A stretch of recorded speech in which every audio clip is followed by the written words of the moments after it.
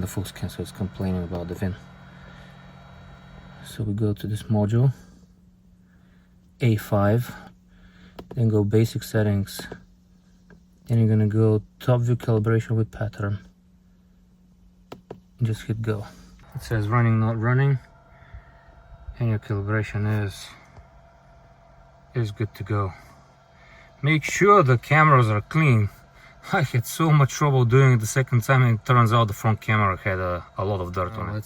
Let's test. Let's check the lines.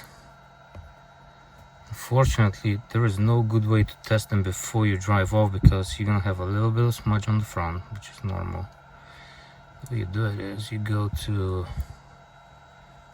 turn off the 3D, go to the top view, and the top view should align pretty well,